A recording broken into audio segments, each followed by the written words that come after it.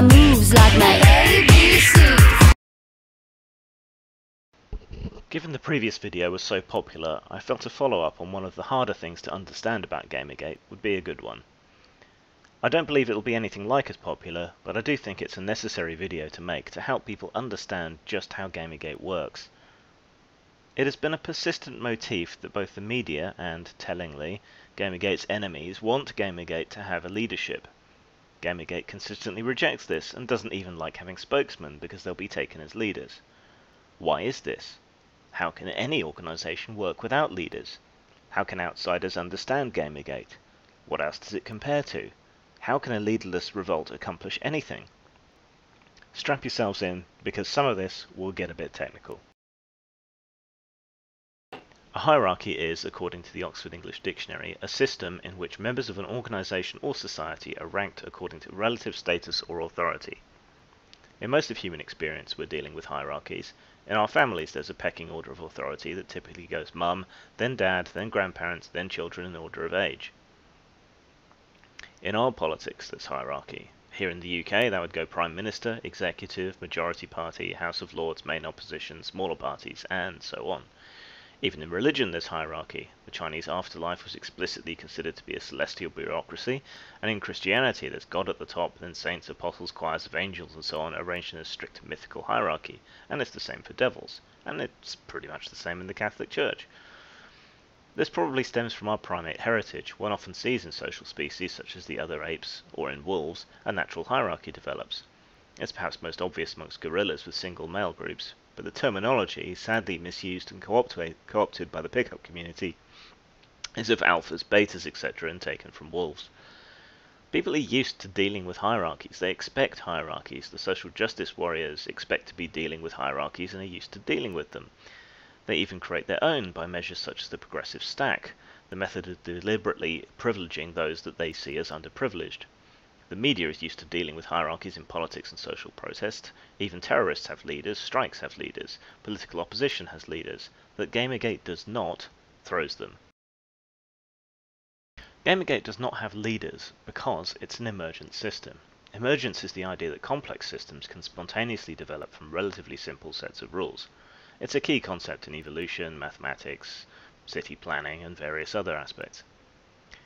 Gamergate, as a force of nature on the internet, is an emergent phenomenon, but it's far from the only one. Gamergate acts when the actions, reactions, and thoughts of people within it converge from the actions of individual people. It's not unlike how memes spread.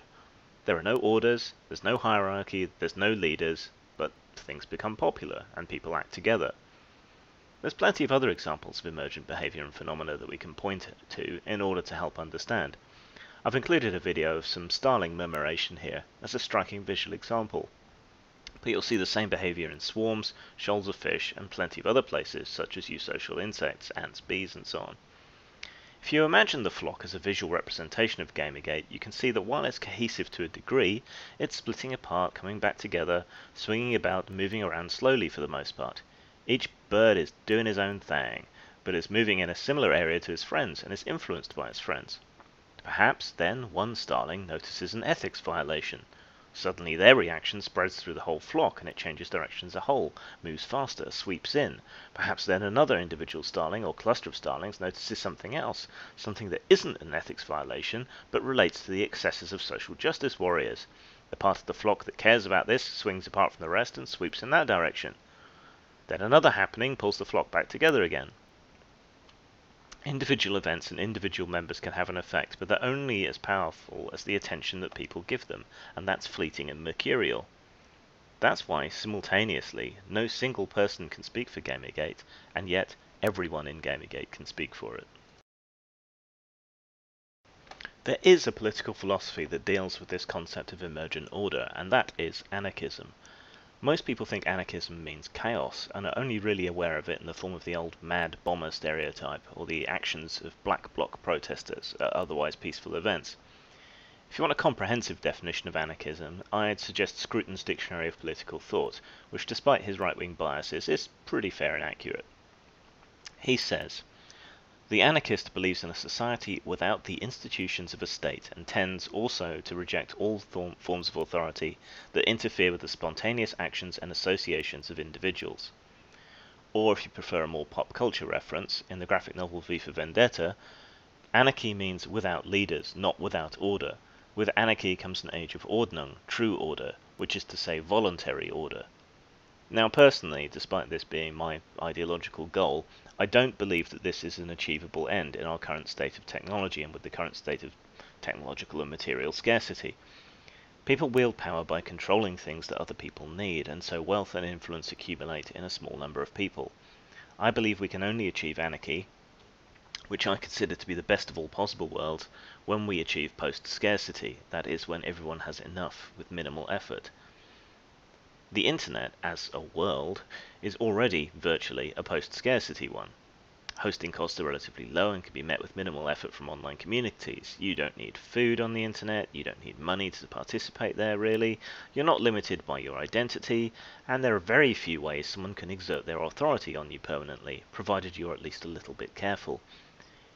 Relatively speaking, it's a truly egalitarian and almost post-scarcity world, and that seems to terrify people. There have been various attempts to control the internet, and they've usually failed in one way or another, though the commercialization of the internet is slowly succeeding in gentrifying and taming it and destroying the idealistic concepts that founded it. The most recent manifestations of that commercial infection are probably those going on at Reddit. The clash at Reddit is because meat-space concerns are invading the digital world. The owning company wants to make more money from Reddit. The source of that money is sponsorship and advertising, and those that have that money want change. Fundamental change. Change that tramples on the founding principles of Reddit and the internet as a whole. So you have a clash. With Gamergate, you have a clash between an ideology of emergence and freedom which recognizes that the internet is a free space, and against it you have ideologies that view the digital space in the same way as meat space, an impositional hierarchy of control. Gamergate knows that gaming is very broad, inclusive and diverse already, and that this is also true of the internet as a whole. So the complaints of pseudo-progressives tend to ring hollow in the ears of Gamergate. Gamergate also knows that in this space it takes relatively little effort to make something that you want and to get it out there. And so you have a clash. Still, back to anarchism. As a political philosophy, anarchism allows for a mercurial, changing and emergent order, which is what we see in Gamergate. Spokesmen rise and fall, influence rises and falls, nobody's in charge, all order is voluntary, and there's absolutely no means of affecting hierarchical control. Nobody can force anybody to do anything, which is why arguments over what should be in the hashtag are pointless, and why holding Gamergate collectively accountable for everything that happens in the hashtag is stupid. Gamergate is arguably far more successful than other examples of anarchistic order that have been found on the internet, even something like Anonymous, and we're going to see more things like Gamergate in the future, so it's vital that people learn how to understand them. But why does Gamergate reject the idea of hierarchies, of order, of leaders, of spokesmen? Why does it so strenuously point out that the people going to Airplay are not leaders and can't really speak for Gamergate? Why so scared of having people speak for it? Well, there's an example that most people can recognize and understand as to why this hostility and rejection exists, and all you really need to do is look at what happened to Occupy Wall Street. At its inception, Occupy was an anarchistic, spontaneous, emergent movement. It had one real goal: to get money out of politics, with particular reference to Citizens United and the concept of corporate personhood. This was an idea which united left and right, young and old, and had real impetus as a very broad and internationalist movement against the power of corporate money over politics. For a while things looked really exciting, and it looked like a real change might be possible on a global scale. And then it all went pear-shaped. Pears covered in ketchup. Hierarchies began to assert themselves. Students, as a large bloc with time on their hands, began imposing their political viewpoints onto the protest more broadly. You started getting things that the broader movement thought were stupid or couldn't agree with. Well, we all know the story from there, really.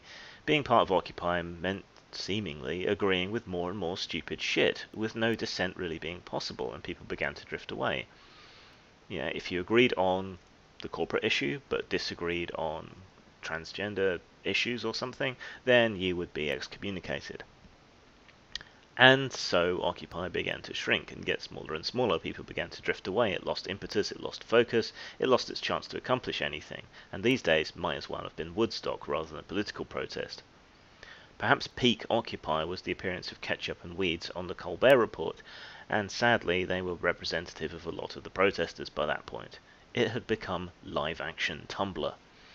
Understandably, Gamergate wants to avoid that kind of incident, and even though it's likely to fracture soon, having broadly achieved its most unifying goal of ethics, it doesn't want to be tarred by a leader or spokesperson's actions, or to see such a person torn down by mere association with Gamergate. We already see attempts to tar Gamergate with non-Gamergate views that some participants might have. Milo Yiannopoulos' view on transsexuals, for example, has nothing to do with Gamergate, and it does not necessarily reflect the view of any other Gamergaters on transsexualism. Gamergate doesn't really have a view on transsexualism.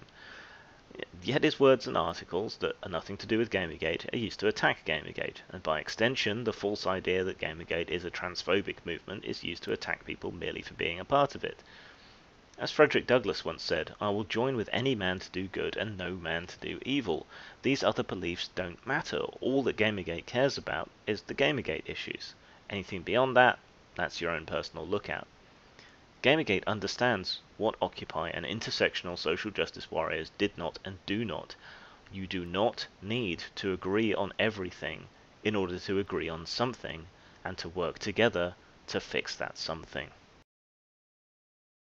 So if you're going to engage honestly with Gamergate, and if you don't, you'll just feed the beast and become part of the problem, you need to grasp these things. That it's leaderless, but that doesn't necessarily mean it's disordered.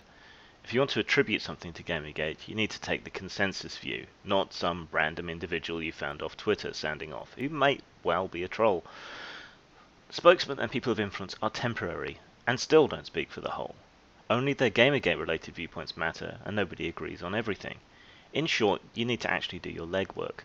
You have to investigate. You can't just go to someone and get a soundbite and then call it a day and nip off down the pub. You need to actually work to understand what you're talking about. You need to understand the concepts of emergence and political anarchism, not that Gamergate members consider themselves anarchists necessarily. But you need to grasp these concepts in order to understand what's going on. You also really desperately, seriously need to put the effort in to understand internet cultures and to be able to discern trolling and shitposting from serious ideas and concerns. But that is going to be a whole other video entirely. You can keep up with what I'm doing at postmortemstudios.wordpress.com, which also has links to everywhere that I sell my products. You can also keep up with me on Twitter at Grimachu, and if you would care to support my work, you can support me at Patreon, again at Grimachu. Anything you give there will be used to better future further projects. Thanks.